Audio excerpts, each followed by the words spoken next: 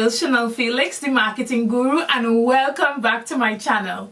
First of all, before I even start off the video, I just want to say thank you so much for each and every person who liked, shared, subscribed, or clicked the notification bell below. Trust me, I really truly appreciate it. For those of you who are just joining my channel, make sure that you click the subscription button below and the notification bell so that whenever I post, you would be the first to know. So let's get into it. So last time we spoke, we were beginning to look into the success cycle, or what we call the strategic cycle.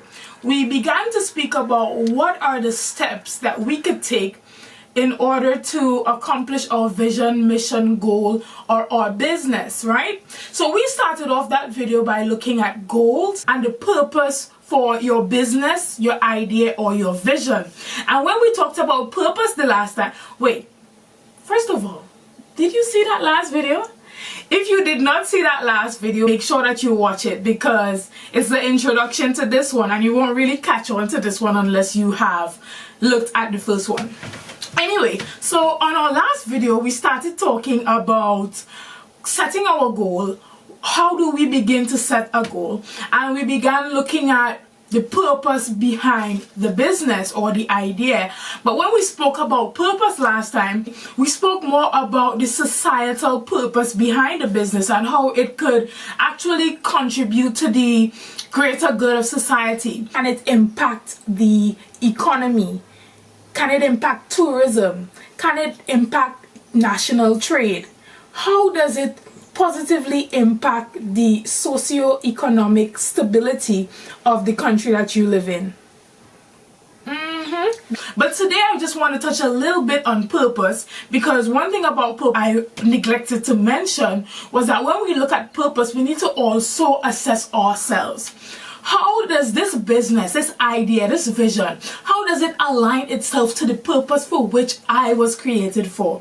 How does it align with my gifts and talents? And for many people, purpose is still a question in your mind. Like, you know, you still can't really pinpoint or put your finger on what the purpose for your life really is as yet. And that comes with a lot of reflection and introspection in order to get to the point of really understand what it is that you do with love, with passion, and that takes little to no effort from you. Something that you'll be able to do until the end of time. And that's how we ship right into passion. So when we look at passion we always refer to as being the fuel that would drive you and that would allow you to really commit to this idea or this business or this vision, no matter what is happening. Because if we are extremely passionate about something, if we really understand that this is what we were created to do, then come hell or high water,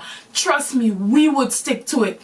Whether it sinks or float, we would do whatever it takes to get it back on top of the water again. And that's why we really need to be passionate about whatever it is that we are about to step into in the year 2020. Whatever we're about to manifest, it must align itself with our own personal purpose, you know, what it is that we think that we were truly born to do, what really does it for you. Moving on, so after passion, we have the problem. So what problem does my passion, talent, and purpose really help to solve? And when we look at the problem, we go back to society. How does this thing, this vision, this business, how does it solve a particular problem in my society? How can I truly impact the lives of people through my business? How can I really cause genuine impact? How can I meet people where they are? Because when we think about sustainable business, we look at businesses that are validated by its customers. People must feel like whatever it is that you are doing, whatever it is that your business is offering, it's contributing to a better life for them, you know, or a greater societal good, as we would have discussed before. So when we look at the goal, what we're trying to do, when we look at the purpose, the why, and then we begin to look at the problem, that's solving a particular problem that already exists. Because as I said before, sustainable businesses are businesses that continue to solve problems. What problem is your idea, your vision, or your business really going to be solving? Think about that. Think about it for a minute. And if you really cannot come up with any particular problem that the actual product is helping to solve, then what is the story behind this business idea or this concept that could really help to positively influence people? For instance, I have a friend, Design is Me. She has this brand called Street Lux, and the whole idea, the whole concept behind that business is so deep, and it goes beyond the clothes, it goes beyond the bathing suits, it goes beyond the Monday wear, it goes deep into the insecurities that women face, and it helps them to really understand that they are not alone. So even though we are deciding to sell hair, or we're deciding to sell clothes, or we're deciding to get into technology, whatever our industry is, we have to understand, how does the brand story truly solve a problem that would allow people to feed into our business, that would allow our customers to be loyal to the brand because they feel like we are not only using our sales or our platforms for our own influence, but we're using it to contribute to charities or the greater good of society. So basically, we're saying that we have to focus on a particular problem, a particular societal issue that our business is going to find a solution for. And our solution has to be one that is scalable, practical, and sustainable. What do I mean by scalable? Scalable is something that can grow over time. It can develop. What do I mean practical? By practical, I mean it can be done effectively, efficiently, and it would receive the response that we want it to receive. What do I mean when I say sustainable? Sustainable is something that can last a long time. As it develops, as it grows, it would be able to even outlive you, the person who created that idea, that business, or that strategy. Next, we look at the target audience. When we talk about the target audience, what exactly is the target audience? You hear that word so often, but we don't really understand what we mean by target audience. Or target audience are the demographic that we're going to be serving. Is it females? Is it young females? Is it both male and female? Is it teenagers? Is it grown adults? Is it students? What is the demographic that we're targeting? Is it married people? Is it single people? And as we begin to carve out or segment our market, we would be able to create strategies that appeal to the people that we're trying to sell to. Now, these are the people that would be experiencing the problem for which we are creating the solution for. So we would then be able to tailor our strategy in a way that appeals to this particular audience. Now, there are a lot of ways that we could find out what appeals to this audience or this particular demographic. Let's say, for instance, we're looking at the demographic of college students. We would then do our research to find out what is it that really appeals to college students. What do they like? What kind of colors appeal to this demographic? What kind of graphics? What kind of video? What kind of music? So then we would be able to align our business strategy to focus on that particular target audience. Now, for a lot of us, we put out a lot of content, we put out a lot of pictures, videos, but we still aren't really receiving that consistent response that we're looking for from our audience. And that might just be because our content is not very targeted to serving that demographic. So it really is difficult to hold the attention of the people that we're trying to serve. Next is the strategy. And the strategy, as I said, is what are we going to do? What platforms are we going to use? What kind of tactics are we going to use to get these people to buy in to the product that we're selling? And now all 2020, I'm going to be breaking that strategy down for you to really help you understand who is your competition. How do you really assess the market? How do you know who are leaders in the market, where you stand in the market, and all of this great information? Simple things like, what is your return on investment? When you spend this particular amount of marketing dollars, how much money would you receive back in sales when you spend this particular amount of money? What are the best platforms that you should use based on the product that you're offering? What are some of the do's and the don'ts? Now, we're going to get deeper into that as 2020 progresses, and I have a lot in store for that for you guys. So stay tuned, stay with me, I have you covered. Okay, so after which we're going to look into evaluating or testing the strategy that we use. Now, this usually happens in 6-month intervals. After a year, we would go back and assess the strategy that we used to figure out how effective was this strategy. Did I increase my sales? Did I raise my brand awareness? Was I able to create more partnerships with other companies? Was I able to move into a new market? Was I able to go global?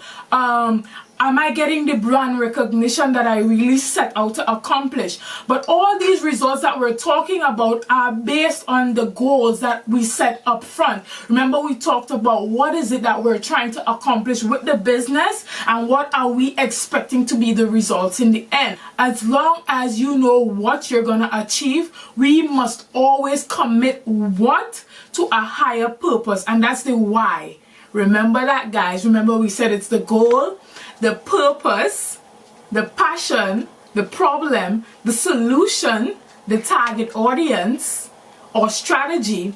How do we test and evaluate that in order to get a particular result? Based on the results that we get, we would be able to determine, okay, what are the things that we need to change? What are the things that we need to adjust in the strategy to ensure that we are able to accomplish the goals that we set out to accomplish?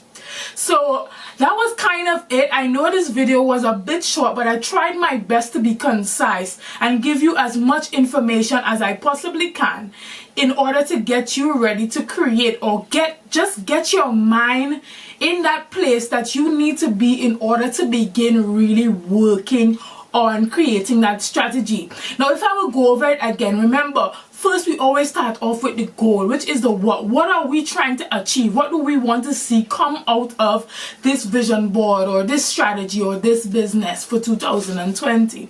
And then we want to commit it to a higher purpose so that it's not just about me and my own profit and my own benefit, but it's also about the greater good and me being able to align whatever it is that I'm doing with my purpose for which I was created for. And we talk about passion. Passion is the fuel that really keeps us going in the ups, in the downs. Even when the business isn't going as well as we projected, we would still keep going because we know we have that passion, we have that vigor, that would keep us going even when we don't want to do it. It'll make us wake up in the morning even when we don't want to wake up. So that's extremely important. And then we spoke about the problem. The problem is that societal issue that we are trying to solve, or at least bring awareness to using our business idea or concept. You have to demonstrate to your audience that you are advocating for something more than the business that you are doing. We need you to stand for something. You need to find something that you're passionate about, that you can stand for, and that we can represent you, your company, your idea, your vision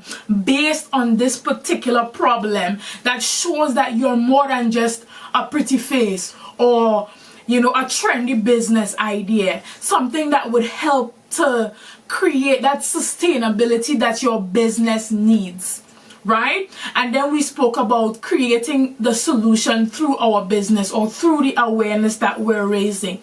And then we spoke about creating a target audience, which simply means segmenting your market into bite-sized pieces so that we can target our audience in an effective manner so that we don't go spreading our marketing dollars all over the place and we're selling our product to people that are not even interested in buying it, or people, or we are selling it to the people that are interested, but we're not creating a strategy that effectively allows them or gets into the psychology of how they think and what appeals to them. So that's why we have to create a target audience, and then we go on to creating that strategy, and that strategy is actually figuring out how are we going to get this particular target audience to buy into our product. As time goes by, our plan should always be flexible enough to be able to fit with the changes that are happening as time goes by. So I want to thank you guys so much, so much for watching this video. I thank you. I love you. Thank you for the genuine love and support. I must say that for me, coming on social media, coming on YouTube specifically, it has not been an easy deal. I had to fight a lot of fear to get to this place that I'm at, where I'm now confident enough to come before you and really give you the information that you need to get your business idea and strategy off the ground in time for 2020. Now, on New Year's Day, I plan on unveiling my 2020 vision board, which I'm very excited for. Manifesting is good, manifesting is fun, manifesting is nice. Let me don't undervalue the value of manifesting things and seeing it come to life. But what I believe is even more interesting is when I actually sit and strategize and ask myself, in my own self, what is it that you want to accomplish? What is the goal? What are you trying to achieve? And it really takes a while of introspection, retrospection, and trying to commit whatever it is to a higher purpose. Like, I remember I started off December thinking, man, in 2020 my goal is to make €1 million. But even within the month, I spent some time praying, I spent some time with God, and I really was trying to understand, Lord, what it is that you might have me do in 2020. And he said to me, he said, 2020 is not the year of the $1 million, so you could chill. You can relax because you're not getting that, right? And I mean, I was just like, okay, no problem. But what was revealed to me is that 2020 is a year of favor. And if you're willing to serve even without the assurance of being financially compensated, I assure you that the favor that would be granted to you in the year 2020 would be able to take you beyond the places that actual money could take you.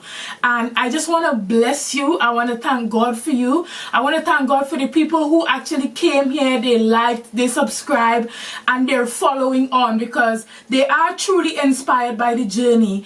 And I haven't even really had the opportunity to truly share my story as yet, but I assure you that it is coming. So look out for my next videos. Also, I want to kind of diversify. I don't just want it to only be business and marketing, because I know it's a lot of young people watching and you want to be inspired. You want to see that at least there's something a little bit fun that you can look forward to on the journey to getting to where you want to be, right? So what I'm gonna do is I'm gonna mix up the videos a bit. I know that you guys, even though you're business minded, you still want to see some fun stuff that can encourage you, right? So what I'm gonna do is I'm gonna put some of my travel experiences in 2019 here. I'm going to put how I spent my Christmas in Amsterdam, visiting African church in Amsterdam, and a whole lot of other stuff, just to keep you guys interested, to keep you coming back, to keep you sharing, liking, subscribing. And again, thank you from the bottom of my heart.